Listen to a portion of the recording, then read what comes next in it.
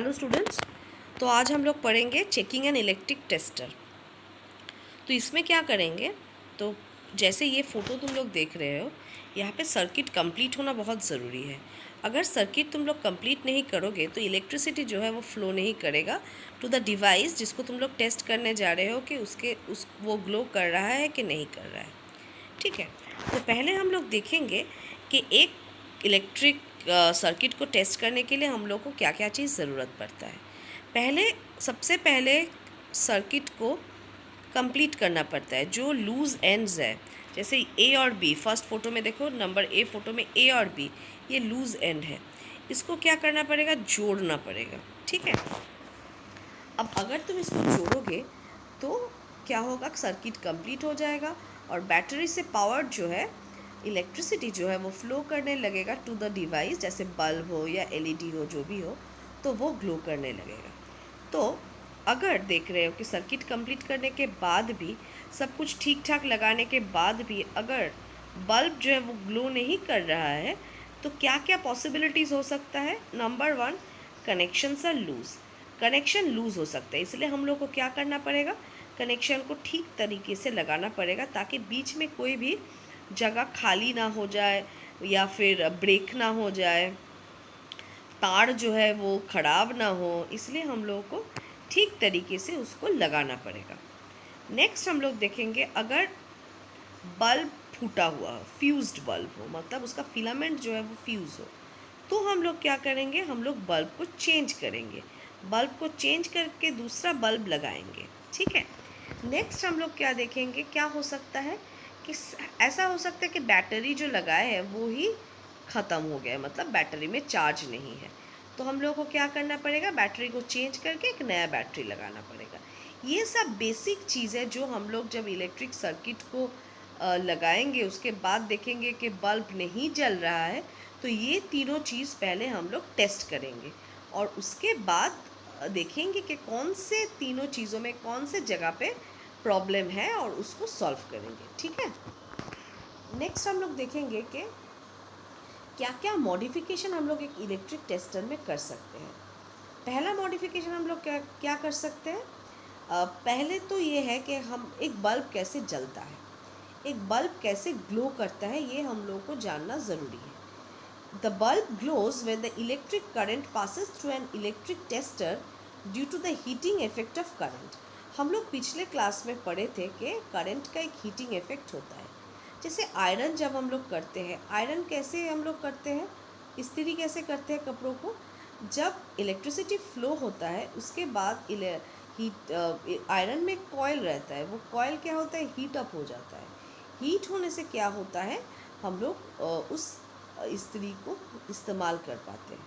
वैसे ही हम लोग को क्या पता है कि करंट का एक हीटिंग इफेक्ट रहता है और इस हीटिंग इफेक्ट के वजह से बल्ब का जो फिलामेंट है वो गर्म हो जाता है और बल्ब का फिलामेंट जब गर्म होता है तभी वो ग्लो करने लगता है। इसी के वजह से बल्ब जो है वो जलता है। ठीक है, अब देखो, when the current passes through the bulb due to the heating effect of current, the filament of the bulb gets heated to a high temperature and it starts glowing. जो मैं अभी बोली कि जब ये इलेक्ट्रिसिटी पास करने लगता है फिलामेंट से, तो फिलामेंट क्या होता है, एक पर्टिकुलर टेम्परेचर तक हीट हो जाता है, जिस टेम्परेचर के बाद उस बल्ब का जो फिलामेंट है वो हीटेड अप हो जाता है और हीटेड अप होने के वजह से बल्ब जो है वो ग्लो करने लगता है। लेकिन देखो, however when the current through a circuit is too weak, अब देखो जो बैटरी तुम लगाए हो, हमेशा तो हम लोग हाई पावर बैटरी नहीं लगाते हैं ना, कभी कभी हम लोग ऐसा बैटरी लगाते हैं कि जिससे पावर जो है, जिससे जो करंट निकलता है वो थोड़ा वीक होता है, मतलब उतना स्ट्रॉन्ग नहीं होता है कि वो एक पर्टिकुलर टेम्परेचर, हाई टेम्परेचर तक हीट कर पाए। तो इसीलिए हम लोग क्या करते हैं, ऐसा कुछ बल्ब, ऐसा कुछ डिवाइस लगाते हैं जो कम टेम्परेचर में ही हीटेड अप हो जाता है और ग्लो करने लगता है। वैसा ही एक इंस्ट्रूमेंट है एलईडी। एलईडी है क्या, लाइट एमिटिंग डायोड, इसको बोला जाता है लाइट एमिटिंग डायोड, जिसके बारे में हम लोग नेक्स्ट स्लाइड में पढ़ेंगे। तो लाइट एमिटिंग डायोड को क्या ज़रूरत होता है, ये एक सेंसिटिव डिटेक्टर है। सेंसिटिव डिटेक्टर मतलब मतलब थोड़ा ही करंट पास होने से इसको पता ये हीटेड अप हो जाता है। इसलिए अगर वीक करंट भी लगेगा तो भी ये ग्लो कर पाता है। इसीलिए देखना आजकल का जो बल्ब्स होता है उसमें एलईडी बल्ब्स मिलते हैं, क्योंकि इसमें करंट कंजम्पशन कम होता है। ये कम करंट में भी ग्लो करने लगता है, इसलिए हम लोग का इलेक्ट्रिसिटी का बिल जो है वो कम आता है। ठीक है। और एक तो चीज़ है मैग्नेटिक कॉम्पास। मैग्नेटिक कॉम्पास क्या है? मैग्नेटिक कॉम्पास एक ऐसा डिवाइस है जिसके थ्रू जब करंट पास होता है तो उसमें मैग्नेटिज्म आ जाता है, और मैग्नेटिज्म आ जाने से वो एक मैग्नेट की तरह बिहेव करने लगता है। अब देखो, हम लोग इलेक्ट्रोमैग्नेट पढ़े थे लास्ट ईयर में, मैग्नेट चैप्टर में। उसमें क्या था, हम लोग वो प्रोजेक्ट भी किए थे कि एक मैग्नेट के थ्रू अगर इलेक्ट्रिसिटी हम लोग पास करते रहेंगे तो वो मैग्नेट नहीं, कोई भी मैग्नेटिक मटेरियल, जैसे हम लोग एक आयरन का कील लिए थे, उसके ऊपर तार रैप किए थे और उसके थ्रू इलेक्ट्रिसिटी को पास करवाए थे। इलेक्ट्रिसिटी पास करने के वजह से वो आयरन के कील में मैग्नेटिक प्रॉपर्टीज़ आ जाता है, तो इसका मतलब क्या है, तब वो मैग्नेट बन जाता है।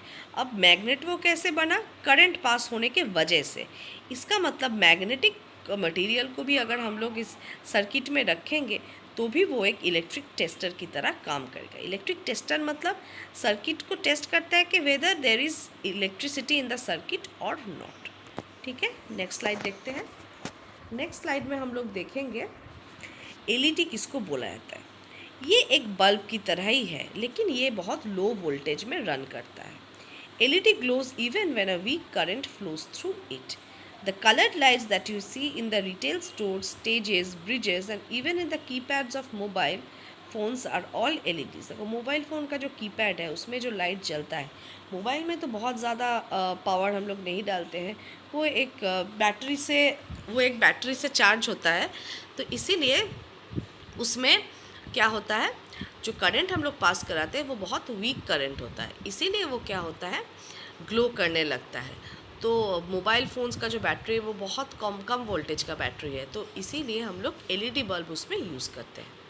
नेक्स्ट क्या है, एलईडी बल्ब में दो टर्मिनल होता है, एक पॉजिटिव टर्मिनल और दूसरा नेगेटिव टर्मिनल होता है, जो हम लोग बैटरीज के टर्मिनल के साथ कनेक्ट करते हैं, और जिसके थ्रू पॉजिटिव के साथ नेगेटिव, जब हम लोग पॉजिटिव के साथ बैटरी का पॉजिटिव और नेगेटिव के साथ बैटरी का नेगेटिव कनेक्ट करते हैं, तब इलेक्ट्रिसिटी फ्लो करने लगता है और वो बल्ब जो है वो ग्लो करने लगता है।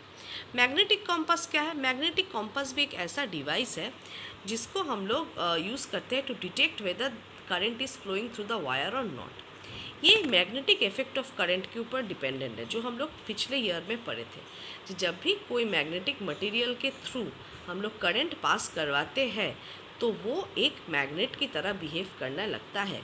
और मैग्नेटिक कॉम्पास क्या है? Magnetic compass is use to detect direction. हम लोगों को क्या पता है, मैग्नेट को जब हम लोग फ्रीली रखते हैं तो हमेशा वो जब स्टॉप होता है तो वो नॉर्थ डायरेक्शन में पॉइंट करके स्टॉप होता है। ठीक है, तो इसीलिए जब हम लोग देखेंगे कि वो मैग्नेटिक इलेक्ट्रिक करंट पास होने के वजह से मैग्नेटिक कॉम्पास का जो नीडल है वो मूव करने लगता है, और जब हम लोग और जब वो रुकता है तो वो नॉर्दर्न डायरेक्शन में पॉइंट करके रुकता है। ठीक है, तो इसके बाद हम लोग जब आएंगे कि इलेक्ट्रिकल कंडक्टिविटी किसको बोलते हैं। इलेक्ट्रिकल कंडक्टिविटी मतलब कोई भी मटेरियल का एबिलिटी होता है इलेक्ट्रिक करंट को पास करवाना। मतलब जिस मटेरियल के थ्रू इलेक्ट्रिक करंट पास हो सकता है उस मटेरियल का प्रॉपर्टी को हम लोग बोलते हैं इलेक्ट्रिकल कंडक्टिविटी। हम लोग पहले ही पढ़े थे, कंडक्टर जो है उसके थ्रू इलेक्ट्रिसिटी जो है वो पास करता है, और उसके थ्रू इलेक्ट्रिसिटी पास करता है, इसीलिए कंडक्टर्स का इलेक्ट्रिकल कंडक्टिविटी सबसे ज़्यादा होता है और इंसुलेटर का इलेक्ट्रिक कंडक्टिविटी सबसे कम होता है। क्योंकि जैसे मेटल्स, कॉपर, ये सब चीज़ों से वायर बनता है, क्योंकि इसका इलेक्ट्रिकल कंडक्टिविटी बहुत ज़्यादा है। और इंसुलेटर जैसे वुड, प्लास्टिक, इनके थ्रू इलेक्ट्रिसिटी पास नहीं करता है, इसलिए हम लोग इसको इंसुलेटर के तौर पे यूज़ करते हैं और इसका इलेक्ट्रिकल कंडक्टिविटी जो है वो कम होता है। ठीक है, तो आज के लिए हम लोग इतना ही पढ़ेंगे। कोई क्वेश्चन रहा तो मुझे ज़रूर कांटेक्ट करना।